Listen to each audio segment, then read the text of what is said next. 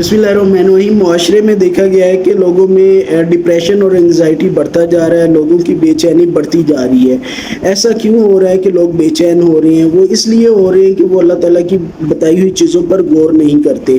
قرآن پاک جس کو کتاب الکلیات بھی کہا جاتا ہے اور فارمولہ بک بھی کہا جاتا ہے، اب اس میں جو فارمولاز بتائے گئے ہیں ان پر انسان غور نہیں کرتا۔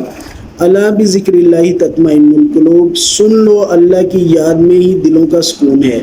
اب اس پر انسان غور نہیں کرتا۔ اللہ کے ذکر میں سکون بتایا گیا، وہ مادی چیزوں میں سکون تلاش کرتا ہے، وہ بینک بیلنس میں، اچھا گھر میں، اچھی گاڑی میں سکون تلاش کرتا ہے۔ یقین کریں یہ جو فارمولہ بتا دیا گیا ہے اس سے ہٹ کر آپ مادی چیزوں میں سکون نہیں پا سکتے، تو آپ کو سکون کی طرف آنا چاہیے۔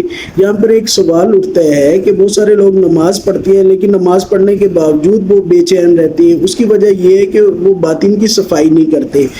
تو جہاں پر جھوٹ بولنا پڑتا ہے جھوٹ بولتے ہیں، غیبت کا موقع ملتا ہے غیبت کرتے ہیں، چغلی کا موقع ملتا ہے چغلی کرتے ہیں، ملاوٹ کا موقع ملتا ہے ملاوٹ کرتے ہیں۔ ابھی آپ نے دیکھا ہوگا دفاتر میں، اسی طرح یونیورسٹیز میں جہاں پر عورتوں اور مردوں کا اکٹھ ہے، اب جو ہے آپ دیکھیں کہ کلیگ ہے اپنے ساتھ فیمیل کلیگ کو بٹھا کر لے کر آ رہا ہے بائک کے اوپر۔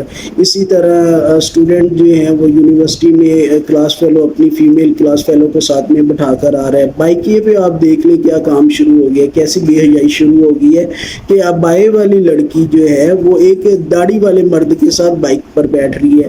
اب وہ ابائے والی جو ہے وہ بھی دین کے ساتھ غداری کر رہی ہے، وہ داڑھی رکھ کے بھی دین کے ساتھ غداری کر رہا ہے۔ یہ کیا کس طرف نکل رہے ہیں؟ آپ یقین رکھیں کہ ایسا کرنے سے کبھی آپ سکون نہیں پا سکتے۔ جھوٹ بولنے سے، اللہ تعالیٰ کی نافرمانی کر کے کبھی آپ سکون نہیں پا سکتے۔ تو اگر اس میں ایک بات غور طلب ہے کہ آپ دیکھیں کہ اگر آپ سے تزکیہ نفس نہیں ہو پا رہا، آپ سے ذکر اللہ کا نہیں ہو پا رہا، تو آپ کسی ایسی جماعت کے پاس چلے جائیں جو یہ کام جانتی ہے۔ تو وہ جماعت کون سی ہے؟ وہ حزب اللہ ہے، جس کا قرآن پاک میں بھی ذکر ہوا ہے۔ تو سورہ مجادلہ کی آیت نمبر 22 پر ذرا غور کریں جس میں حزب اللہ کا ذکر ہوا ہے۔ اس میں اللہ سبحانہ و تعالیٰ فرماتے ہیں، تم نہ پاؤ گے ان لوگوں کو جو یقین رکھتے ہیں اللہ اور پچھلے دن پر، کہ دوستی کریں ان سے جنہوں نے اللہ اور اس کے رسول صلی اللہ علیہ وسلم کی مخالفت کی، اگرچہ وہ ان کے باپ یا بیٹے یا بھائی یا کنبے والے ہوں۔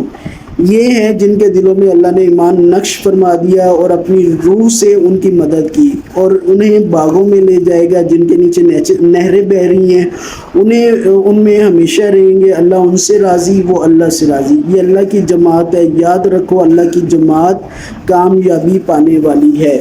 تو یہ حزب اللہ کا ذکر ہوا ہے قرآن پاک میں، حزب اللہ کا بتا دیا گیا ہے۔ ابھی آپ دیکھیں کہ یہ جو آیت ہے اس دور میں صحابہ کرام کے کچھ رشتہ دار جو ہیں وہ نان مسلم تھے، لیکن وہ اللہ کی رضا کے لیے انہوں نے سب سے جو ہے وہ رشتہ توڑ دیا، جو رب تعالیٰ کے نافرمان تھے ان سے اپنا تعلق ختم کر دیا۔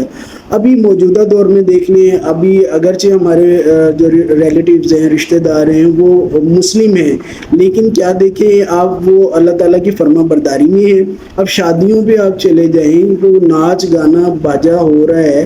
اب ایک داڑھی رکھنے والا، دین پر چلنے والا، 5 وقت کا نمازی پڑھنے والا، اگر وہ ان کی دعوت قبول کر رہا ہے تو وہ بھی نافرمانوں کے ساتھ جا رہا ہے، تو وہ حزب اللہ میں کیسے آ سکتا ہے؟ وہ سکون اور چین کی طرف کیسے آ سکتا ہے؟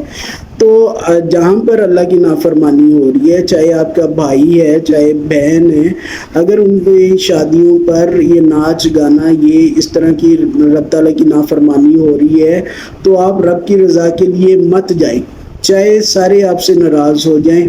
اگر وہ اللہ اور اس کے رسول صلی اللہ علیہ وسلم کے ساتھ کھڑے ہیں، ان کی اطاعت کرتے ہیں، تو آپ ان کی شادیوں پر بھی جائیں، ان کی دعوتیں بھی قبول کریں اور سب کچھ کریں، تو تبھی آپ حزب اللہ میں آ سکتے ہیں، تبھی آپ چین اور سکون کی زندگی پا سکتے ہیں۔ اللہ تعالیٰ ہمیں حزب اللہ میں شامل کریں۔ اللہم ربنا جعلنا منہم، آمین یا رب العالمین۔